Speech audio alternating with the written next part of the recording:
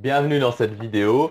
Donc aujourd'hui dans cette vidéo, on va voir, parce qu'on est toujours dans la préparation de l'été à Disneyland Paris, donc sans vidéo, une vidéo tous les jours jusqu'au 26 juillet pour préparer son été à Disneyland Paris. Donc ce qu'on va voir, c'est à quelle heure il faut arriver pour assister à Disney Dreams pendant l'été.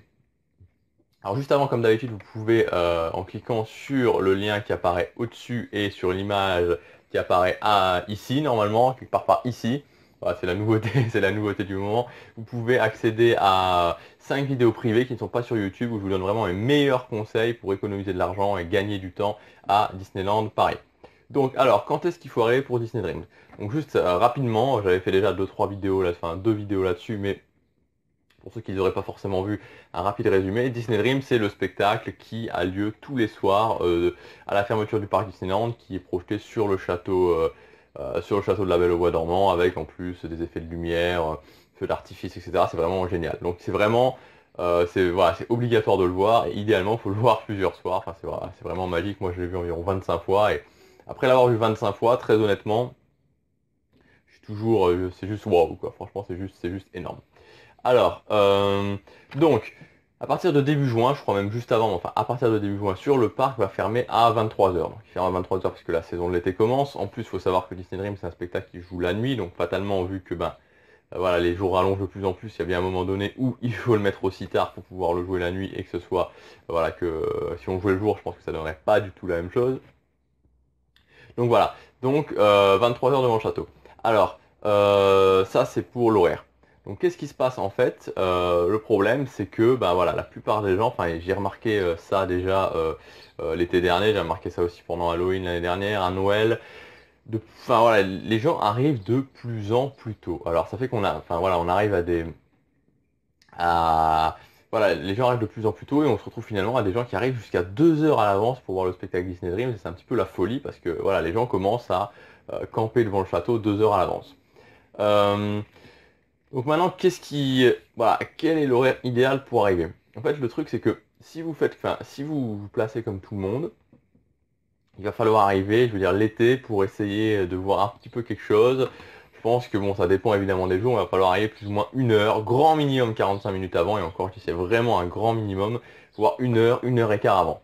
Donc c'est un petit peu pénible, surtout si on veut le voir 2 jours d'affilée, parce que concrètement, ça plombe un petit peu, ça plombe un petit peu la journée, parce que voilà, on commence directement à 20h30, on se dit 21, enfin non, à 21h, 21h30, on va se dire, va falloir commencer à penser à Disney Dreams, puis les repas qui viennent avant, etc.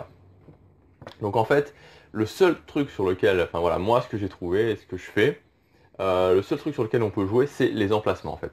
Parce que la plupart des gens, et ça c'est l'avantage, c'est que la plupart des gens se placent mal. C'est-à-dire que les trois quarts des gens, voilà, ce qu'ils vont chercher à faire, c'est qu'ils se mettent juste devant le château, ou au milieu, sur la place centrale devant le château, juste au milieu.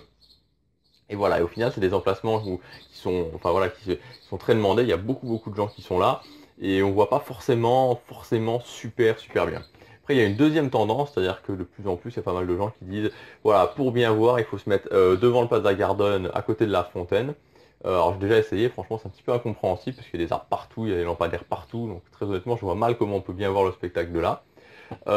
Et aussi, souvent on dit oui, il faut aller plus loin sur Main Street, c'est-à-dire se mettre plus loin, on voit mieux.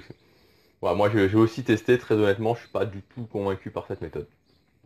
Alors, ce qu'il va falloir faire, c'est que si vous décidez de vous placer normalement, comme tous les gens, alors à ce moment-là, je vous conseille, pour avoir un emplacement correct, d'arriver 1 heure à l'avance. Voilà, d'arriver 1 heure à l'avance, vous n'aurez pas forcément le meilleur emplacement, et voilà, ça sera bien.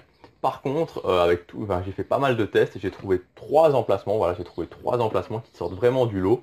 L'avantage de ces emplacements, c'est qu'il n'y a pas énormément de monde qui va dessus. Alors, le premier, il y a quand même des gens qui commencent à comprendre. Mais globalement, voilà, il n'y a pas énormément de gens qui vont dessus. Et ça permet quoi? Ça permet d'arriver beaucoup plus tard. C'est-à-dire que pendant l'été, quand c'est vraiment full de chez full, j'arrive, on va dire, 30 minutes avant. Voilà, 30 minutes avant, 30, 40 minutes avant maximum.